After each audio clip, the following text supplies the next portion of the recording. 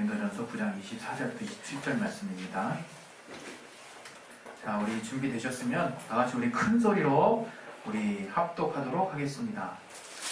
시작! 운동장에서 다름질하는 자들이 다 달아날지라도 오직 상하는 자는 하나인 줄을 너희가 알지 못하느냐. 너희도 없도록 이와 같이 다름질하라. 이기기를 다투는 자마다 모든 일에 절제하나니 저희는 썩을 면류관을 얻고자 하되 우리는 썩지 아니할 것을 얻고자 하노라. 그러므로 내가 다름질하기를 상관없는 것 같이 아니하고 싸우기를 허공을 치는 것 같이 아니하며 내가 내 몸을 쳐 복종하게 하면 내가 남에게 전가한 후에 자기가 도리어 어림이 될까 두려워함이로라. 아멘.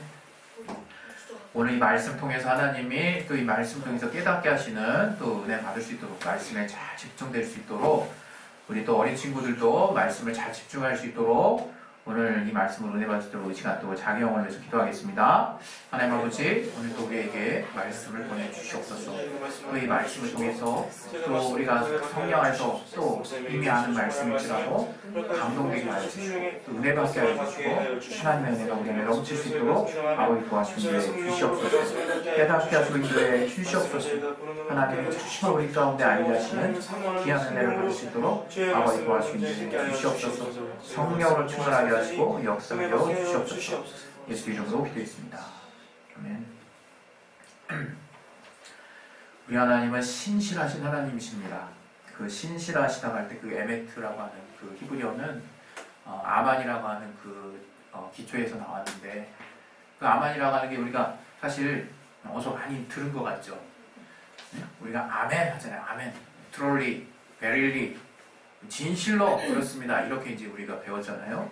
네, 거기서 나온 것입니다. 이것은 굳건하다라는 뜻이고 또 확실하다는 뜻이고 성실하게 정말 믿을만하다라는 그런 뜻이에요. 하나님 신실하다라는 그런 표현에서 신자하고 실자가 정말 표현이 잘 된 것 같아요. 믿을 신자에다가 성실하다 할 때 그 실자를 쓰는데 정말 하나님은 우리가 믿을만하다 하니까 뭐 마치 평가하는 것 같은 느낌이 살짝 드는데 그런 것이 아니라 그분이 입으로 하신 말씀을 끝까지 성실하게 지켜주심으로 우리가 그분을 믿을 수 있다. 이제 이런 뜻이 되겠죠. 그래서 우리가 말씀을 또 한 2개 정도 찾아볼 텐데 같이 한번 또 보시고 하나님이 이런 분이시구나 하고 우리 마음에 여러분이 좀 확신을 가지시기 바랍니다. 신명기 우리 7장 9절 신명기 7장 9절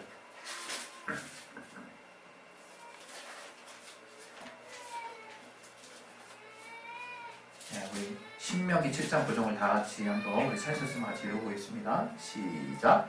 그런즉 너는 알라 오직 내 하나님 여호와는 하나님이시요 신실하신 하나님이시라. 그를 사랑하고 그 계명을 지키는 자에게는 천대까지 그 언약을 이행하시며 인애를 베푸시되. 이렇게 말씀하셨죠.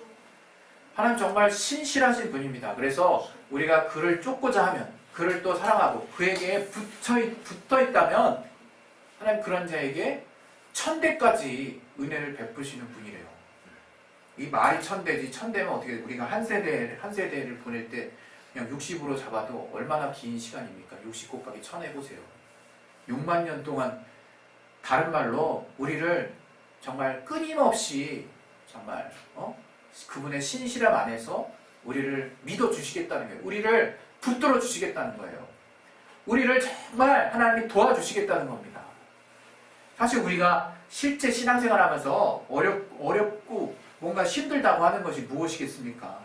계속해서 다양한 모습으로 반복해서 말씀드리지만 하나님의 신실한 만큼 내가 그렇게 신실하지 못해요. 하나님이 우리를 향해서 성실하게 응답하시는 것처럼 내가 그렇게 성실하지 못하다는 거예요. 그게 결국에는 하나님과 나 사이에 틈을 내게 돼 있고 그 틈 가운데 원수가 개입하게 돼 있는 겁니다. 원수가 주는 말을 우리가 그냥 내 생각이 그거니 라고 받아들이면 힘들어지게 되는 거예요. 마음이 어려워지게 되는 거죠. 우리가 참 신앙을 만능이라고 정말 저는 때로는 표현하고 싶은데 예수를 잘 믿으면 진짜 신기하게 어려운 일이 없어져요. 그것은 다른 사람이 봐도 내게서 어려운 일이 진짜 사라지는 게 아니거든요. 다른 사람이 보면 저 사람 얼마나 어려울까 막 정말 때로는 우리가 동정을 받을 만한 상황이 벌어질 수도 있어요. 그러나 정작 그 사람은 어렵지 않다는 거예요. 진짜로 어렵지 않아요. 그리고 하나님이 우리를 그렇게 마치 그냥 남의 자식처럼 내버려 두시지 않습니다. 우리를 그냥 방치하지 않으세요. 정말 하나님은 신실하신 분이시라는 거예요. 신실하신 분. 그래서 하나님이 우리들에게 다가오실 때 그분이 말씀으로 세상을 창조하셨다 그랬잖아요. 그분의 실체를 우리가 볼 수가 없습니다. 영이시기 때문에. 그런데 그분이 자신의 입으로 하신 말씀을 통해서 인류에게 자신을 계시하셨어요. 그런데 그분이 계속해서 우리 가운데 그 말씀을 통해서 언약을 하셨어요. 언약을. 우리가 이 성경을 또 배우면서 우리가 이렇게 공식처럼 무슨 아브라함 언약이 있고 모세 언약이 있고 뭐 다윗 언약이 있고 새 언약이 있고 뭐 이런 얘기들을 배워요. 거기에 빠지지 않는 것들, 이 성경을 쭉 관통해서 계속 하나님이 우리와 무엇을 하고 계시냐? 언약하고 계신다는 거예요. 언약. 약속. 우리 약속은 쉽게 하는 게 아니죠. 우리가 자칫 쉽게 잘못해서 약속하면 그 약속을 못 지켰을 때는 참 신용 없는 자로 낙이 찍히잖아요.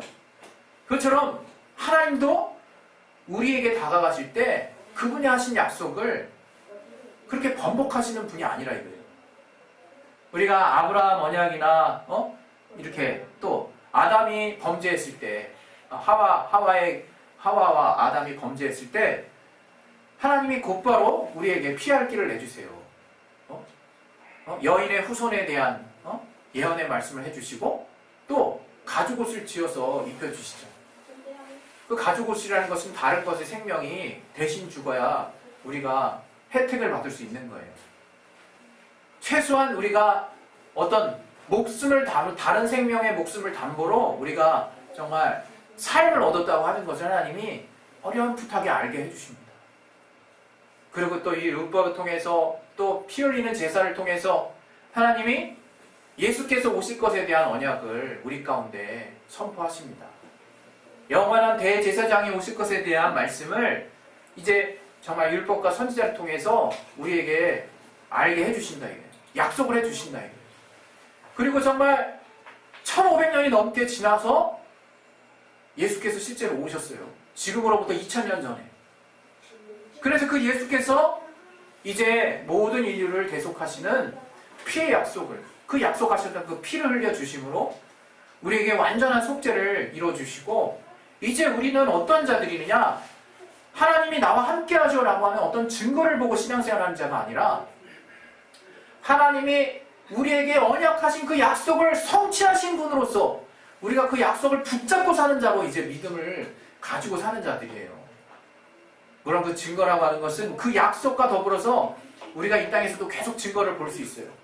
그러나 우리는 증거가 있으면 믿고 없으면 안 믿고 하는 그런 사람들이 아니라 이미 하나님이 오리라 하신 그 약속이 성취된 것들을 이미 2000년 전에 우리는 이미 경험을 했고, 그런 역사를 따라서 이제 그 하나님의 그 믿음을 따라서 그 하나님의 약속을, 성취된 약속을 우리 안에 두고 신앙생활 하는 자들이라 이거. 우리가 다른 사람들보다 좀 달라야 되는 것이 바로 여기에 있는 것이에요. 심지어 성경에서는 구약의 그 예수가 아직 오시지 않았던 때 그 믿음만을 가지고, 주님이 오실 것에 대한 믿음만을 가지고 왔던 사람들의 그 믿음을 정말 증거를 받은 자라고 표현하고 있지 않습니까? 히브리서 11장에. 근데 우리는 어떤 자입니까? 약속을 받은 자래요. 약속. 이미 예수께서 오시리라 하셨던 그 약속을 우리는 받아버린 자예요. 그래서 우리는 이제 이것처럼 정확하게 신앙생활 하는 자들이 없는 거예요. 그 신앙이 내 안에 여러분이 모든 상황 가운데서 여러분을 힘있게 일으켜 줄 수 있는 동력이 되고 계신지를 분별해야 되는 거예요. 하나님의 약속이 나에게 과연 나를 일으켜 세울 수 있는 참된 힘이 되고 있는가, 그것들을 여러분이 분별하셔야 된다 이거예요. 저는 오늘 그래서 하나님이 우리에게 이 고린도전서 이 말씀은 특별한 의미로 다가와야 된다고 저는 생각해요. 우리가 신앙생활을 하면 이제 더 이상 율법에 따른 신앙생활을 하는 자들이 아니에요. 율법이라고 하는 것은 여러분이 다양한 형태, 다양한 모습으로 우리가 들었습니다. 그러나 저는 이 시간 여러분에게 율법을 어떻게 또 설명하고 싶은가 하면 율법은 자의에 의해서 하는 게 아니에요. 자의에 의해서. 율법은 타의에 의해서 하는 거래요. 타의에 의해서. 좀 더 정확히 말하면 두려워서 하는 거예요. 두려워서. 네? 왜? 그 율법을 지키지 않으면 가차없는 지키지 않았을 때 그 법이 그 사람을 올가매니까. 그래서 그 율법에서 어떻게 하면 살아남기 위해서 그래서 이게 하는 거란 말이에요. 그런데 예수께서 오셔서 율법이 의미하는 바를 이게 명쾌하게 소개를 해주신 적이 있어요. 그 율법이 의미하는 바가 뭐냐? 사랑이라는 거예요. 사랑. 바로 하나님을 내 마음과 뜻과 목숨을 다해서 사랑하고 내 이웃을 자기 몸같이 사랑하는 것이 바로 율법의 강령이라는 거예요. 율법이 의미하는 바가 바로 율법이 강조하는 바가 바로 그것이라는 거예요. 그런데 그 이스라엘 백성들은 그 율법을 받고 율법 안에 속해서 무언가를 하려고 하면서 계속 거기 매여 있었다 이거예요. 그 율법을 지키는 데만 신경 썼지 정작 율법이 의미하는 바가 무엇인지는 관심을 쓸 수가 없었다 이거예요. 왜? 뭐 때문에? 우리가 이걸 잘 기억해야 돼요. 뭐 때문에? 두렵기 때문에. 여러분 우리가 다른 사람에게 마음을 열지 못하는 이유 제가 비록 뭐 상담의 전문가는 아니지만 아주 단순합니다. 제가 봤을 때는. 두려움이에요. 두려움. 다른 사람에게 마음을 못 여는 이유는 그 사람이 나를 어떻게 할까봐, 나를 좀 얕볼까봐, 나를 어떻게 할까봐, 나를 위해할까봐, 내가 이렇게 그 사람에 이렇게 비춰지면 그 사람이 나를 깔볼까봐. 그런 두려움이에요. 막연한 두려움이에요. 그런 사람 앞에 나를 열 수가 없습니다. 바깥에 좀 조용히 해주세요. 그런 사람 앞에 나를 열 수가 없어요. 그런 사람 앞에 나를 공개할 수가 없다는 거예요. 그게 바로 두려움이라고 하는 거예요. 우리가 복음 안에서 신앙생활을 하지만 우리가 복음을 안다라고 하지만 바깥에 좀 조용히 해주세요. 예배 드릴 땐 대화하는 거 아닙니다. 지금 여러 번 말하고 있어요, 제가. 자, 우리가 주님 앞에서 이 복음 안에서 산다는 것을 분명히 알아야 된다는 거예요. 오늘 이 말씀을 한번 다시 봅시다. 우리 24절부터 한번 보시면 내가 다름질하는 자처럼 다름질을 한다는데 이게 이 다름질, 이 경주가 무슨 경주냐? 바로 복음의 경주를 말하는 거예요. 복음의 경주.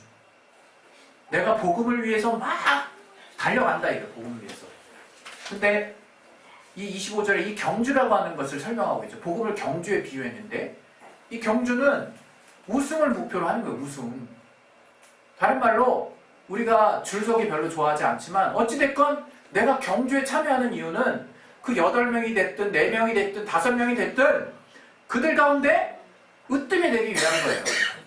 그래서 지역 예선을 뽑고 또 지역에서 모아서 또 국가 예선을 뽑고 그렇게 국가 예선을 뽑아서 세계에서 정말 탁월한 자들을 뽑는 게 이 올림픽 아니겠습니까?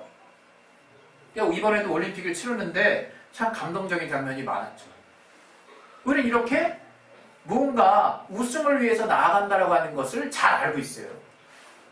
올림픽 경기에서 우승한 자들 얼마나 큰 영예와 영광을 얻습니까? 굉장히 많은 박수를 받죠. 이것처럼 이 복음의 경주에 대해서도 이러한 마음을 가져야 된다는 거예요. 이러한 마음. 열심을 내야 된다는 거예요. 그런데 여기서 우리가 또 잘 분별해야 될 게 있다. 잘 분별해야 될 게. 여기 보면 이기기를 다투는 자마다 절제한다는 거예요. 절제. 그리고 또 26절에는 향방 없는 것 같지 않아. 우승을 하려면 분명한 목표가 있어야 되는 거예요. 제가 이번에 우리 국민적 관심에 집중됐던 이 스켈레톤하고 컬링이 있지 않습니까? 그게 괜히 갑자기 그렇게 어느 날 갑자기 뿅 하고 그렇게 된 게 아니라는 거예요. 어떤 기사를 보니까 사실 컬링은 오래전에 구성돼서 거의 한 10년 가까이, 8년인가 10년 가까이를 계속 호흡을 맞췄다라고 이제 그렇게 들었거든요. 그동안은 아무도 관심 없었어요, 사실. 그냥 주변에서 일하는 그냥 하나의 스포츠 중에 하나지. 우리나라 하면 사실 금메달, 메달 잘 따는 쇼트트랙에만 국민들이 관심이 있었지, 다른 데 무슨 관심이 있었습니까, 솔직히. 마찬가지로 이 스켈레톤도 이 윤성빈이라고 하는 사람이 4년 전에 16등을 했어요. 16등. 그전에는 순위권에도 못 들었어요. 그럼 벌써 8년 전으로 올라가는 거야. 그런데 정말 체계적인 어떤 외국인 코치를 영입하고 체계적인 교육을 통해서 무엇을 집중하고 무엇을 해야 되는가? 이 근육이 속성 근육이 있고 지성 근육이 있대요. 속근이 있고 지근이 있대요. 이게 뭐냐면 뭔가 강력한 힘을 순간적으로 많이 줘가지고 계속 반복해서 하게 해야만 근육이 활성화되고 잘 자라는 근육이 속성 근육이라고 그러더라고요. 지근은 너무 힘 세게 주면 도리어 역효과가 난대요. 그냥 적당한 무게에서 반복하는. 그러니까 속근은 약간 좀 무게를 강하게 해서 아주 그냥 강렬하게 짧게 하는 그런 운동법이 필요한 것 반면에 이 지근을 가진 사람들에게는 좀 자주자주 또는 좀 오래 또는 가벼운 무게 또는 자기가 감당할 수 있는 무게로 그렇게 반복해주는 운동법을 취한다 그러더라고요. 그래서 봅슬레이 선수들이 우리 한국 봅슬레이 선수들이 대부분 속근이래요. 그러나 윤성빈 선수는 지근이래. 지근. 운동법을 달리했다는 거예요. 그리고 먹기 싫어도 정말 닭가슴살 계속 먹었다는 거예요. 먹기 싫어도 그냥 고기를 막 그냥 먹었다는 거예요. 그리고 정말 찬 냉수에다가 몸을 담궈가지고 몸에 있는 그 젖산을 빨리 분해시키는 그런 것들도 주기적으로 했다는 거예요. 이게 근육이 막 이렇게 힘을 받게 되면 몸에 젖산이 생깁니다. 젖산이. 그게 몸을 피로하게 해가지고 근육 발달이나 활성화하게 몸이 근육이 성장하는데 방해를 한대요. 그래서 우리는 흔히 이 정말 젖산이 발전하고 이러면 이제 그 뒤에 유산소 운동을 하죠. 이 젖산이 많이 나오게 되는 거는 무산소 운동이라고 근육 운동을 많이 하면 무산소 운동이 젖산이 활성화되니까 이 근육이 자라는데 방해가 되는 부분이 있나 봐요. 근데 이것을 이제 해소시키는 방법이 여러 가지가 있는데 뭐 정말 찜질도 있고 뭐 사우나도 있고 그리고 이제 유산소 운동하는 방법도 있는데 가장 빠른 방법이 찬물 냉찜질하는 거예요. 그래서 저들이 싫어도 까만 다라이 안에 다 들어가서 냉찜질을 하고 있더라고요. 그래서 그런 사진이 올라와 있어요. 그게 뭡니까? 오직 그 우승 하나를 위한 몸부림치는 열정과 노력이에요. 노력. 얼마나 그런 뒤안길에서 그런 노력을 했는지 우리는 잘 모르잖아요. 저가 그 영광스러운 걸 딱 따내야 그 비하인드 스토리도 공개돼. 아직도 더 많은 사람들은 그렇게 비슷하게 아니면 똑같이 연습하고도 자기 능력의 한계 때문에 또는 정말 인간 어떤 근육의 근본적인 문제 때문에 그냥 올림픽에 나가서 딱히 조명을 못 받고 그냥 돌아오는 경우가 있어요. 근데 여러분 그거 아십니까? 올림픽 정신이 뭔지 아십니까? 올림픽 정신. 올림픽 정신이라는 건 제가 여기 써왔어요. 올림픽 정신이 뭐냐? 첫 번째가 스포츠에 의해서 인간이 완성되고 경기를 통해서 국제평화를 증진하는 게 첫 번째 의의예요. 올림픽 정선에. 다시 말하면 인간됨을 완성한다는 거예요. 그 올림픽을 통해서. 그거 여러분 생각해 본 적 있어요? 무슨 스포츠인데 거기서 무슨 인간됨이 완성이 돼. 예? 근데 올림픽 정신이 인간됨이 완성된다는 거래요. 그리고 그 다음이 무엇이냐? 화합이라는 거, 화합, 국제평화. 모든 인종과 나라를 초월해서 모든 사람이 하나 될 수 있는 장이 올림픽이라는 거예요. 그걸 추구하는 정신이 있다는 거예요. 두 번째가 뭐냐? 승리하는데, 의의는 승리하는 데 있는 것이 아니라 참가하는 데 있대요. 여러분 우리 옛날에 참가상이라고 들어봤을 거예요. 참가상. 그거 무슨 느낌 듭니까? 그냥 참가하는 데 의의를 둔다. 그거에 우리한테는 특히 우리 한국인들한테 줄 세우기 좋아하는 오직 1등만 정말 눈을 딱 뜨고 보는 우리들한테는 그 참가상 별로 이렇게 신경도 안 써요. 실패로 생각해요. 실패. 오직 실패로. 그런데 여러분 이 올림픽 중에 제가 예전에 그 독수리 애기라고 하는 영화를 며칠 전에 봤어요. 독수리 애기. 그게 올림픽에 대한 실화였더라고요. 그 에디라고 하는 그 예명을 가진 선수가 그가 실제로 올림픽에서 기준 미달. 근데 그가 어릴 때부터 올림픽에 나가고 싶다라는 꿈이 있었대요. 올림픽에 나가고 싶다. 올림픽 참가. 그는 거기에 나가기 위해서 어렸을 때부터 갖은 노력을 다해요. 갖은 방법을 다 강구해요. 영국 그 올림픽 위원회에서도 이성적 가지고는 스키 점프 당신이 우리나라의 최고 기록이라도 이거는 세계 수준에 너무 미달이기 때문에 당신을 내보낼 수 없다 이렇게 반대를 해요. 그러나 정말 가진 각고의 노력 끝에 참가해서 거기서 큰 울림을 줍니다. 그 올림픽에 많은 사람들한테. 거기서 자기 기록을 갱신하는 그런 어떤 일을 딱 하고 나서 너무 기뻐하는 모습 통해서 거기 있는 사람들이 다 반해버려요. 아, 이거구나. 우리는 오로지 세계 1등만 생각했는데 어떤 사람은 그 올림픽에 참가하는 것이 너무 큰 의의였고 거기서 자기 기록을 갱신하는 게 너무 큰 의미였던 거예요. 그게 지금 올림픽 정신이라고 말하고 있어요. 올림픽 정신. 오늘 우리는 복음을 지금 전하는 거예요. 복음을. 제가 지금 여기 오늘 이 본문을 나눌 때 이 복음을 경주하는 것 같이 정말 우승하는 사람이 한 사람뿐이다. 우리는 딱 그냥 이거 단편적으로 그것만 딱 보고 넘겨. 그래서 그냥 1등 해야지 1등. 이게 심지어 어떻게까지 정말 오남용되고 오해가 되고 잘못 해석이 되냐면 믿음도 적자생존이고 하나님 믿는 자 더 있게 하셨어. 남들 보지 말고 내가 어떤 주님을 향해서 더 달려나가면 하나님 나를 다 이렇게 채워주시는 거야. 이렇게까지 발전해요. 성경 잘 보세요. 주님은 우리를 보셨어요. 우리를. 주님은 단 한 사람이 다른 사람 다 제치고 주님 앞에 달려나가기를 원하시는 게 아니에요. 지금 여기서 이 경주에서 쓰여지는 비유는 과연 내가 올바른 목표를 향해서 다름질하고 있느냐, 또 경주처럼 내가 그 목표가 정해졌으면 다른 건 다 보지 않냐고 오직 정말 최고가 될 마음으로 내가 나와의 정말 거룩한 싸움을 하고 있느냐, 그런 성실함을 주님 앞에 끝까지 인내함으로 붙들고 나아가고 있느냐, 지금 그 얘기를 하는 거지. 남들과 싸워서 이기라는 차원의 비유를 한 게 아니라 이거예요. 우리 신앙이 이기적이면 안 됩니다. 또 우리 신앙이 남들 볼 땐 잘하고 남들 안 볼 땐 거지 같아도 안 돼요, 여러분. 내가 뭐 때문에 지금 방향 설정을 하고 있습니까? 나는 지금 가장 귀한 가치가 무엇인지를 깨달아서 거기로 인생의 방향을 딱 튼 자예요. 방향을 틀었다고요. 목표가 선정됐다고요. 목표가 있으면 내가 해야 될 분량이 있는 거예요. 해야 될 분량. 이거는 남들이 비교해서가 아니라, 남들이 쳐다봐서가 아니라, 교회가 요구해서가 아니라, 목사가 시켜서가 아니라, 나 스스로가 그러한 분명한 목표가 세워졌다면, 올림픽 1등이라고 하는 복음이 최고가 되겠다는 목표가 세워졌다면 몸부림치고 내가 그 일에 남부럽지 않게 최선을 다해야 된다는 거예요. 다른 사람 다 제끼고 1등 되라는 얘기가 아니라 우리가 과연 그러고 있냐, 우리가.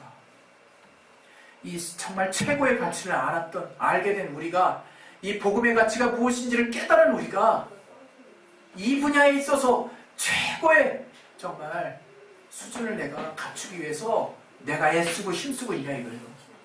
우리 믿는 자들이 묘한 습성이 생겼어요. 이 노력을 다 뭔가 아닌 것처럼 생각하는 마인드가 있어요. 일부에서. 믿음은 다 된다 그러니까. 믿음이 최고라 그러니까. 율법이 자기 의로 나가는 것에 대해서 반대하고, 복음은 하나님의 의로 나간다 그러니까 내가 하는 게 아무것도 없는 걸로 착각하고 있다, 우리가. 여러분, 자기 자신 돌아보세요. 누가 시켜서 그 자리에 있으면 그 사람 여전히 종이에요. 여전히 어린아이예요. 여전히 초등학문에 속한 자예요. 누가 시키지 않아도 하나님이 기뻐하실 만한 자리에, 하나님이 기뻐하실 만한 일에, 하나님이 기뻐하실 만한 영역에 나를 내놓고 있다면, 누가 돈 주지 않아도, 남들이 보는 사람이 없어도 그리스도의 군사처럼, 내가 정말 강력한 군사처럼 내가 훈련되어 있는 자라면 그 사람이 주님 앞에 제대로 지금 다름질하는 자라는 거예요. 여러분, 신앙은 주님 앞에 정말 최선을 다하는 거예요. 끝까지 최선을 다하는 거예요. 정말 어떤 사람은 그래요. 어떤 사람은. 제가 여러분에게 정말 간증했을 때 전 남들 보고 항상 부러웠던 게 있었어요. 왜냐면 내 몸이 다른 사람 같지 않아서. 한 사람이 열심히 달려요. 열심히 달려요. 17초. 어떤 사람은 막 16초까지 뛰어. 100m. 난 열심히 달렸는데 18초. 조금 만약에 힘 빼면 20초 넘어갈 것 같아요. 얼마나 운동을 못합니까, 제가 그랬어요. 중고등학교 때. 체육 선생님이 제일 싫었어. 왜냐하면 저한테 맨날 쿠사리 주니까. 근데 저한테는 17조대로 들어가는 거는 최고의 목표예요. 전태 17초는 최고의 목표라요. 아니 18초 때 초반이 될 수도 있어요. 여러분에게 목표는 어떻습니까? 지금 남들 볼 겨를 없어요. 남들이 보는 거 신경 쓰지 마세요. 그러나 내가 하나님이 보실 때 최선을 다하고 있냐 이거 최선을. 정말 우승하는 자처럼 올림픽에 나가서 우승을 목표로 하는 것처럼 그렇게 복음을 위해서 다름질하고 있냐 이게요 내가. 그건 자유함과 다릅니다. 하나님 내게 부여해 주신 자유함과 여러 가지 하나님이 우리에게 주신 그 혜택, 특권과 다 다른 문제를 얘기하는 거예요. 우리는 그런 사명이 있다는 거예요. 우리 요한복음 9장에 한번 보겠습니다. 요한복음 9장. 요한복음 9장 4절. 요한복음 9장 4절. 다시 한번 읽겠습니다. 시작. 때가 아직 낮음에 나를 보내신 이의 일을 우리가 행해야 하리라. 밤이 오리니 그때는 아무도 일할 수 없느니라. 지금 때가 낮이라는 거예요, 여러분. 일할 수 있어요. 얼마든지 일할 수 있어요. 주님 앞에 얼마든지 입을 벌려서 믿음을 선포할 수 있어요. 얼마든지 불가능한 영역에 도전할 수 있어요. 여러분의 삶을 놓고도 그렇고, 여러분이 주님의 증인으로서 복음을 선포하는 자로서의 그 부분도 그렇고, 여러분이 얼마든지 믿음으로 선포할 수 있고 점령할 수 있고 얻을 수 있어요. 그러나 오늘 말씀하는 바와 같이 밤이 올 때가 온다는 거예요. 그땐 일할 수 없어요. 일하고 싶어도 일할 수 없어요. 진짜. 그때는 아무것도 할 수 없는 거예요. 깜깜해서 오직 그냥 기다리는 수밖에 없는 거예요. 주님이 그동안 내가 낮 동안에 했던 일들을 가지고 주님 앞에 정말 보여드릴 일밖에 없는 거예요. 여러분 정말 우리 기억합시다. 이 일이라고 하는 것은 내가 주님 앞에 잘 보려고 하는 일이 아니에요.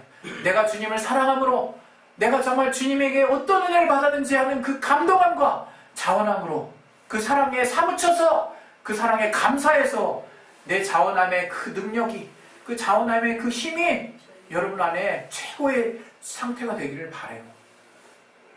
그래서 그 힘으로 사시길 바라요. 그러나 여러분이 그렇게 산다 할지라도 모자라는 부분이 너무나 많을 거예요. 그때 성령은 지체 없이 여러분을 찾아가서 도우실 것입니다. 정말 단 한순간도 예외 없이 반드시 도와주실 거예요. 제가 늘 완전한, 늘 주님 앞에 옳은 삶을 살지 못했지만 제가 믿음을 썼던 그때그때의 시간들을 저는 기억해요. 가장 최근에 하나님이 정말 제가 주님 앞에 제대로 정말 이 믿음만큼은 진실이라고 고백했던 그 어느 시점에 하나님 저의 기도를 들으셨어요. 곧바로 응답하시죠. 곧바로. 지체 없이 3일도 못 기다리셨어요. 하나님. 저는 그런 하나님인 것을 잘 압니다. 우리는 그런 하나님을 믿고 있어요. 하나님 정말 신실하세요. 그런 하나님의 신실하신 같이 우리도 또한 그러한 모습이 있어야 될 줄로 믿습니다. 오늘 마지막으로 우리 말씀 하나 보고 기도하실 텐데 우리 정말 디모데전서 6장 11절 12절 말씀 보겠습니다.